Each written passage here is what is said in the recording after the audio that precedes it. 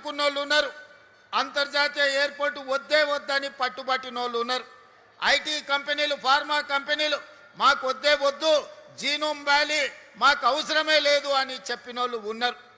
ఆనాడు అభివృద్ధిని అడ్డుకోవాలని, ఈ నగరం అభివృద్ధి చెందొద్దు, ఈ ప్రజలు బాగుపడొద్దని ఆనాడు కూడా కుట్రలు కుతంత్రాలు చేసి కడుపులో విషం, మూసిలో ఉన్న కాలుష్యానికంటే ఎక్కువగా పెట్టుకొని విషం జమ్మిన నాయకులు కూడా ఆనాడు ఉన్నారు.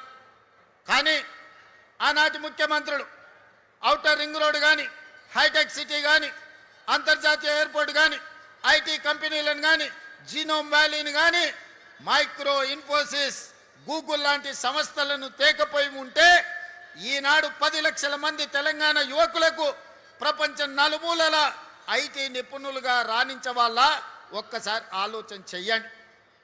అదేవిధంగా ఆనాటి నుంచి ఈనాటి వరకు రామాయణంలో రావణాసురుడు ఉన్నట్టుగా ఈనాడు మన నగర అభివృద్ధిలో రావణాసురులు, మారీచులు, సుబాహులు, శుక్రాచార్యులు అందరూ ఉన్నారు.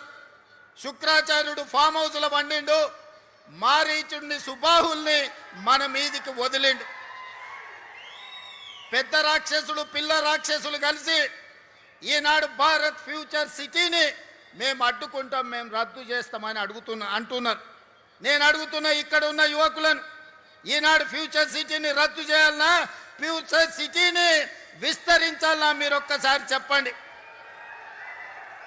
ఈనాడు ఫ్యూచర్ సిటీ మన ఫ్యూచర్కే కాదు, మన పిల్లలు వాళ్ళ పిల్లలు వాళ్ళ పిల్లలు భవిష్యత్ తరాలకు గొప్ప ఫ్యూచర్ను అందించడమే కాదు, భారతదేశానికే కాదు ప్రపంచానికి ఒక దిక్సూచిగా ఒక గొప్ప నగరంగా తీర్చిదిద్దాలి అని ఈనాడు మన ప్రభుత్వం సంకల్పంతో ఈ కార్యక్రమాన్ని తీసుకున్నది. ఈ సంకల్పాన్ని అడ్డుకోవాలని ఈనాటి రాక్షసులు కడుపు నిండా విషం పెట్టుకొని కళ్ళల్లో నిప్పులు పోసుకొని ఇక్కడనే కాదు అమెరికాకి వెళ్ళి ఫ్యూచర్ సిటీని మేము రాగానే రద్దు చేస్తామంటారు. అయ్యా మీరు రద్దయిపోయిన 1000 నోటు లాంటోళ్ళు, మీకు గతమే ఉంది కానీ మీకు భవిష్యత్తు లేదు. మిమ్మల్ని తెలంగాణ ప్రజలు తిరస్కరించారు, మిమ్మల్ని తెలంగాణ ప్రజలు శ్మశానానికి పంపించారు. ఇక మీకు భవిష్యత్తు లేదు. ఈ భవిష్యత్తు నగరాన్ని రద్దు చేస్తామంటే వచ్చేసారి ప్రతిపక్ష హోదా కూడా రాదు, ఈ ప్రాంత ప్రజలు బండకేసి కొడతారని ఈనాడు నేను చెప్పదలుచుకున్నా. అందుకే మిత్రులారా, ఏడ్చే వాళ్ళ ముందు మనం జారి పడ్డట్టుగా కాకుండా ఏడ్చే వాళ్ళు ఏడ్చుకుంటుంటూనే మనం అభివృద్ధి పదం వైపు నడవాలి. అందుకే డిసెంబర్లో పనులు ప్రారంభించుకున్నాం. జూన్ 10 తారీఖు నాడు కార్యాలయాన్ని ఈరోజు మనం ఇనాగరేట్ చేసుకొని జాతికి అంకితం చేసినాం. సరిగ్గా 150 రోజుల్లో ఫ్యూచర్ సిటీ డెవలప్మెంట్ అథారిటీ కార్యాలయాన్ని మీ ముందల్నే టెంకాయ కొట్టినాం, మీ ముందల్నే ఈనాడు కార్యాలయాన్ని ప్రారంభించుకున్నాం. ఇది మా పనితనం, ఇది మా అధికారుల వేగవంతమైన ప్రణాళిక. మనస్ఫూర్తిగా అధికారులను ఈనాడు ఈ వేదిక మీద నుంచి నేను అభినందిస్తున్నా. ఈ ఉత్సాహంతో ఈ నగరాన్ని 2034 $1 ట్రిలియన్ ఎకానమీకి ఈ భారత్ ఫ్యూచర్ సిటీ వేదిక కావాలి.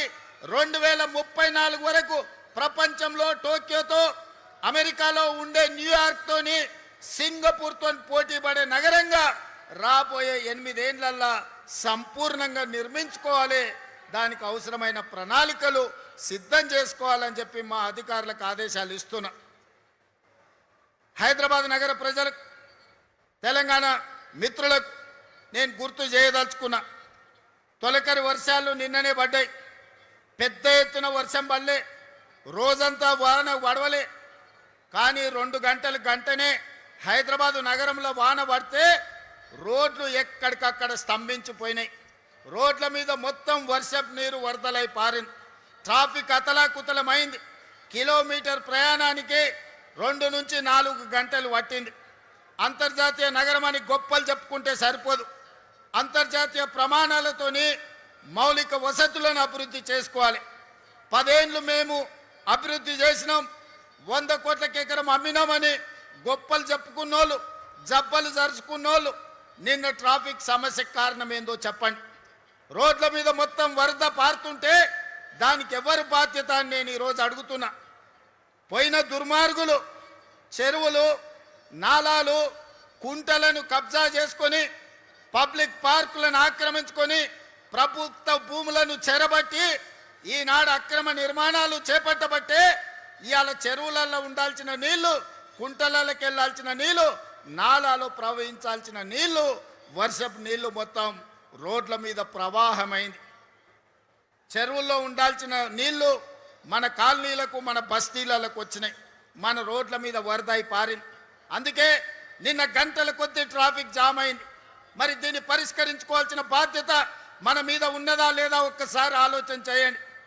ఇవన్నీ ముందస్తుగా ఆలోచన చేసి ఈనాడు చెరువులు ఆక్రమించుకున్నా, కుంటలను ఆక్రమించుకున్నా, నాలాలను ఆక్రమించుకున్నా, ప్రభుత్వ పార్కులను చెరబట్టినా ఈరోజు నిర్దాక్షిణ్యంగా ఆ అక్రమ కట్టడాలను తొలగించుకుంటూ వాటిని పునరుద్ధరించుకుంటూ వెళ్తున్నాం.